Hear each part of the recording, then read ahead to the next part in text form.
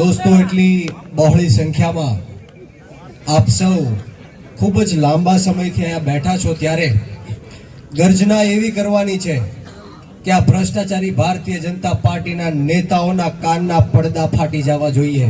બંને હાથ ઉપર કરી મુઠ્ઠી વાળી અને તાકાતથી બોલવાનું છે, ભારત માતા કી, ભારત માતા કી, વંદે વંદે, જય જવાન, જય જવાન। ખૂબ ખૂબ આભાર। આજ રોજ જૂનાગઢ જિલ્લા ખાતે માણાવદર વિધાનસભામાં આજની આ કિસાન ન્યાય પંચાયતમાં ઉપસ્થિત મંચ ઉપર બિરાજમાન આમ આદમી પાર્ટીના યુવા નેતા, વિસાવદરના લોકપ્રિય ધારાસભ્ય, યુવાનોના પ્રેરણા સ્ત્રોત, યુવાનોના માર્ગદર્શક, યુવાનોના આદર્શ એવા ગોપાલભાઈ ઇટાલિયા માટે એકવાર જોરદાર તાળીઓ થઈ જાય મિત્રો। સાથોસાથ જામ જોધપુરના ધારાસભ્ય અને જેઓનો રાજકીય ક્ષેત્ર ખૂબ જ બહોળો અનુભવ છે અને હર હંમેશ અમારી જેવા યુવાનોના પ્રેરણા સ્ત્રોત બન્યા છે એવા હેમંતભાઈ ખવા માટે જોરદાર તાળીઓ થઈ જાય।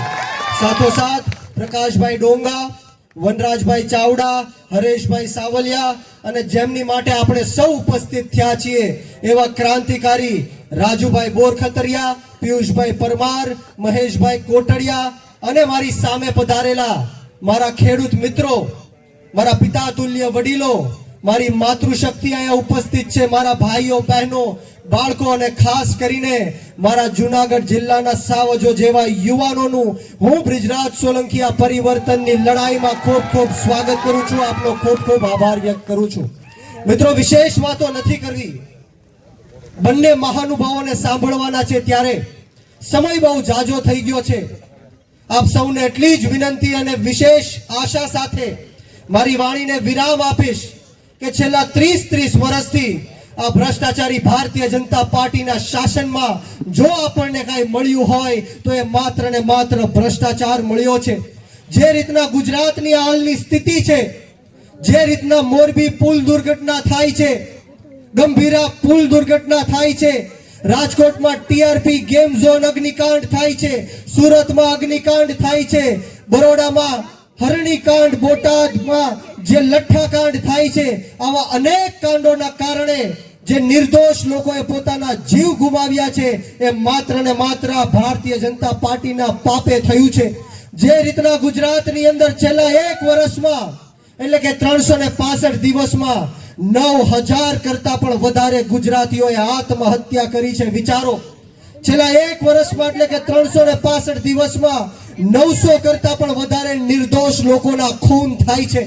1 વર્ષની અંદર 365 દિવસની અંદર 2200 કરતા પણ વધારે મહિલાઓ સાથે રેપના બનાવો બને છે। જરા વિચારો, આ તાનાશાહી અને આ હિટલર શાહીની જે સરકાર ગુજરાતની અંદર ચાલી રહી છે એને જો કોઈ હરાવી શકે તો એનું નામ આમ આદમી પાર્ટી છે, એનું નામ ગોપાલ ઇટાલિયા અને સુદાન ગઢવી છે।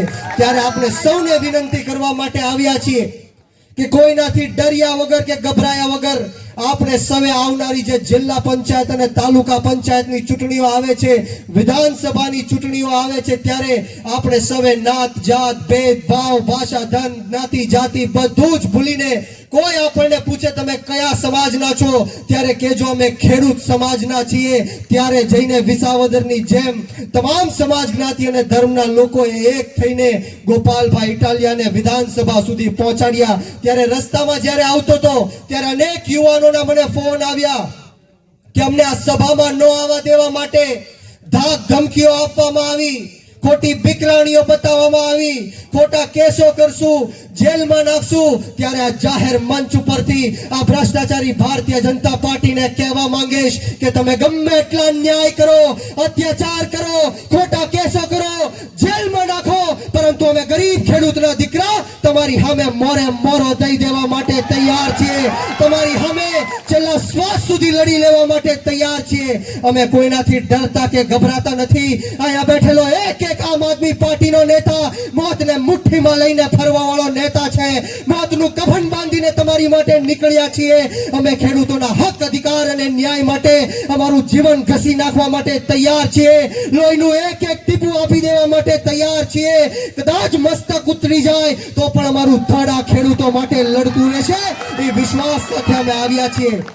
રાજુભાઈ બોરખતરિયાની વાત કરું તો ખેડૂતોના હક અધિકાર અને ન્યાય માટે જે જેલની અંદર સંઘર્ષ કર્યો છે ત્યારે આપ સૌને વિનંતી કરવા માટે આવ્યો છું, જ્યારે રાજુભાઈ બોરખતરિયા જેવો નવજુવાન મરદનું ફાડ્યું રણભૂમિના મેદાનમાં કૂદી પડે ને ત્યારે એનું બાવડું ચાલી રાખજો। આજે એ હું તમને કહેવા માટે આવ્યો છું। પિયુષભાઈ પરમાર હોય, મહેશભાઈ કોટડિયા હોય, આવા યુવાનોની જરૂર છે।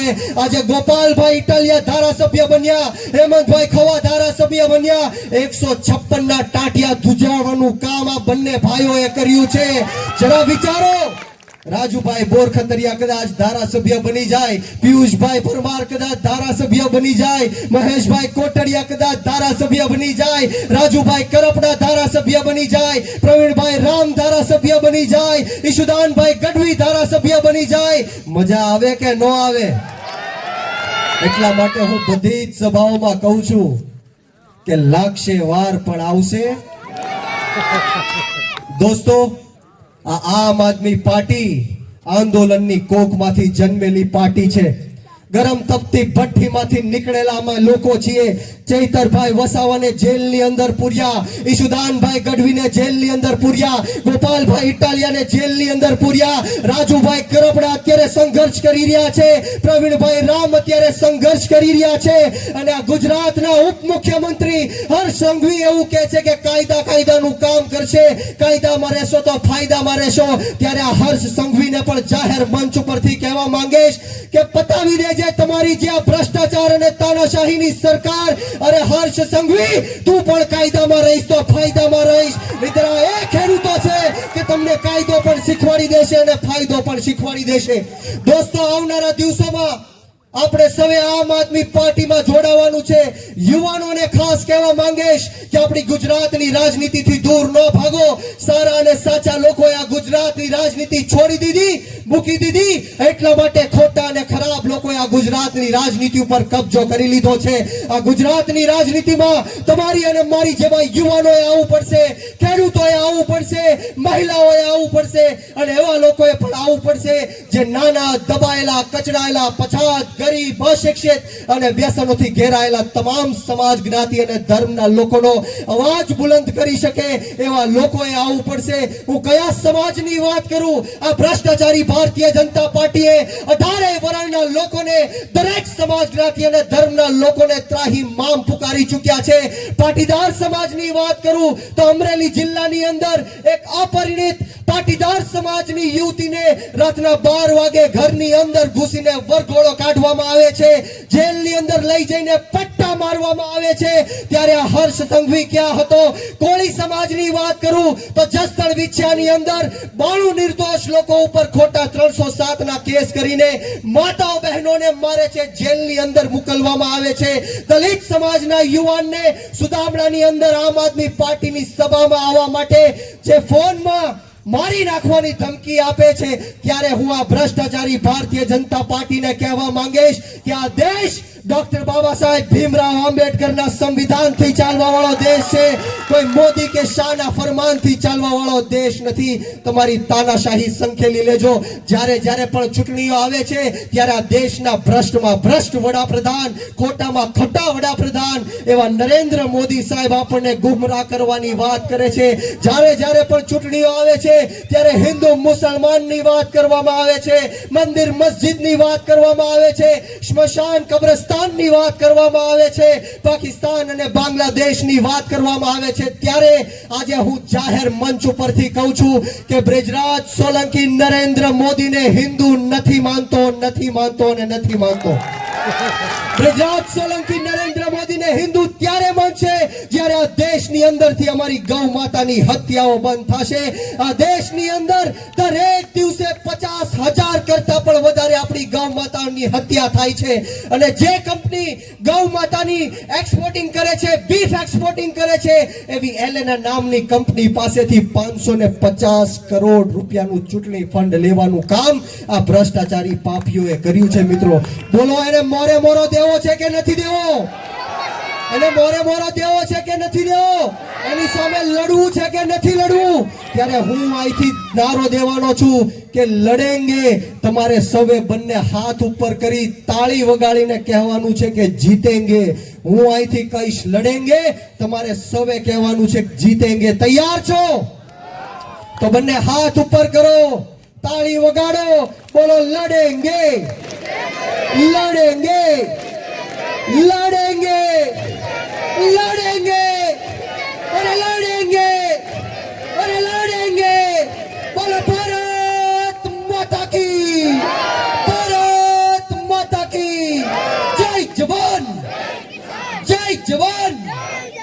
ખૂબ ખૂબ આભાર. મને જ્યાં બોલાવીને માન સન્માન આપ્યું, બે શબ્દ બોલવાની તક આપી તે બદલ તમામ આયોજક મિત્રોનો આ તકે હું ખૂબ ખૂબ આભાર વ્યક્ત કરું છું. ને આવો સાથ સહકાર અને પ્રેમ હર હંમેશ મળતો રહે એવી માતાજીના ચરણોમાં પ્રાર્થના સાથે આપ સૌને બ્રિજરાજ સોલંકીના જય હિન્દ, જય ભારત, જય જય ગરવી ગુજરાત. બધાને મારા સીતારામ.